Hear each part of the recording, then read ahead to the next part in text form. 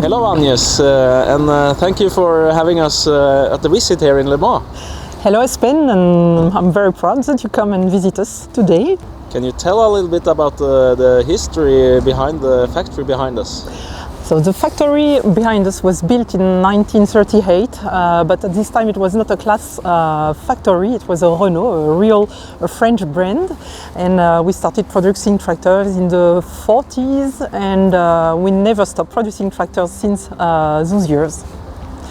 So it's a lot of history behind these buildings. Yeah, it's true. A lot of evolution, because we started mainly with small tractors for the French markets, but the history, I would say, changed a lot in 2003 when CLAAS handed over this company and bought it to Renault, and then start a real new story for the tractor. And you joined the team just afterwards in 2005. Yeah, true. I was not there when changes arrived, but 2 years after was something quite new. When I arrived, there was still some range tractors in the factory, but very few of them. Most of them were already green, and we start changing everything and changing the color in the factory and changing deeply the culture of the company. Can you tell a little bit about the development since 2005? I would say there are different steps of changes. If we can focus first on, if we speak about the factory, I think where we change a lot with the logistics and the organization model of the factory. It is named in our industry lean process, so we want it to be more efficient, we want it to be more clean, and to be able to deal with the new challenges with the products. It was really the first step.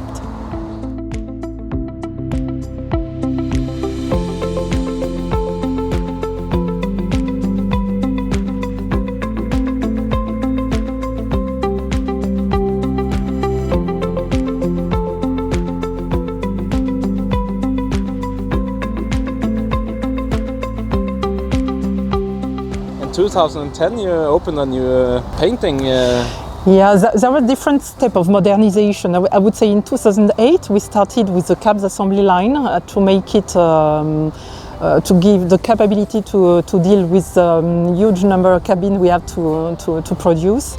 In 2010 we changed also with a new, we invest in a new paint shop. It was a 10 million investment.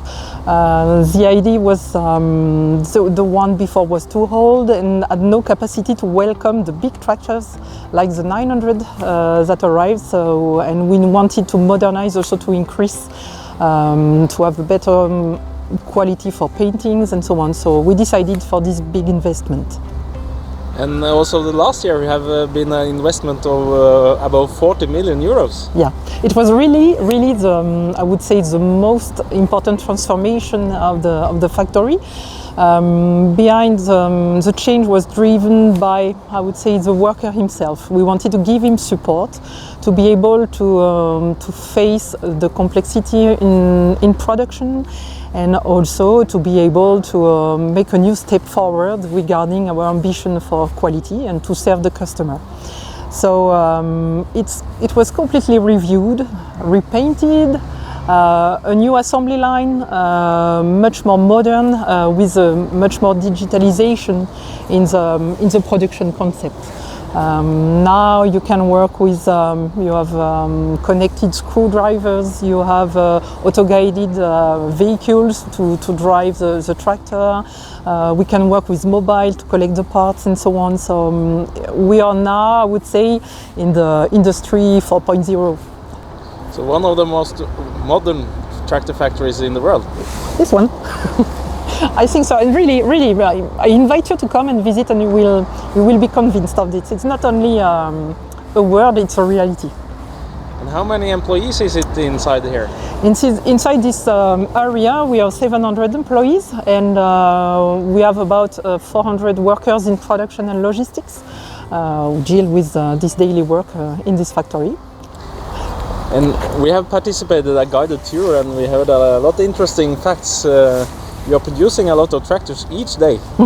Yeah, we build an average, I would say, of 50 tractors a day, but we could increase, and we could go to the 60, and even if we change some little things in the factory, we could jump to 75. But we are ready for the 60 tractor per day. But it's quite challenging times nowadays.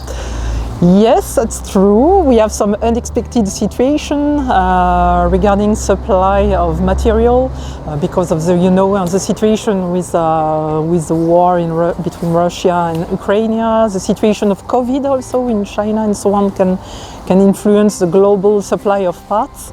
But we have to deal with it. We have to adapt. We have to be agile and flexible, and we find solution on a daily basis. And thanks to agility, we will succeed to increase our level of production, and I hope that we will be able to jump again in this production level, because the demand is there for the moment.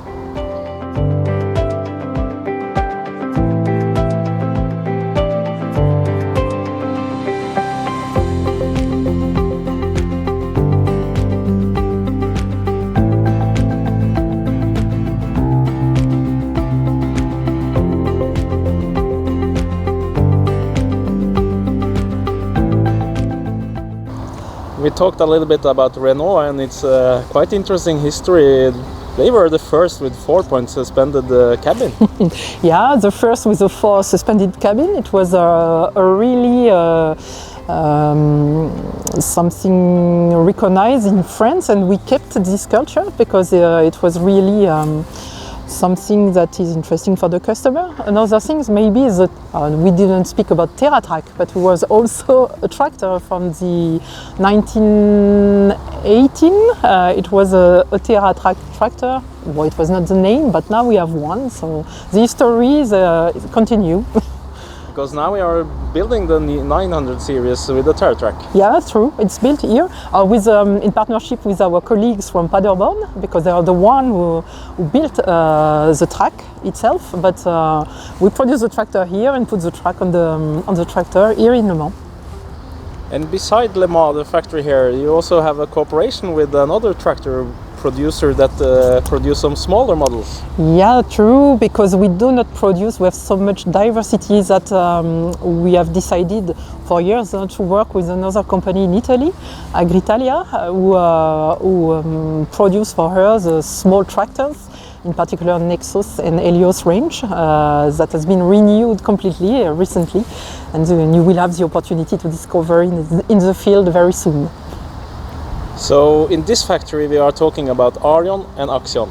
A lot, much more, yes, it's true. This is our main production, is focused on the 400, the 600, 500, 800, 900, and this is, if you come and visit, you will see only this. How is it for you to work in CLAAS and been here for so many years? Yeah, it's true. I was started in 2005. It's a great experience because it's really a big family. You know, when you work for there is always many projects, you have a lot of investment, so it's very pleasant to work here because you have to innovate continuously, to invent some new way of working, new way of doing, so it's highly motivated.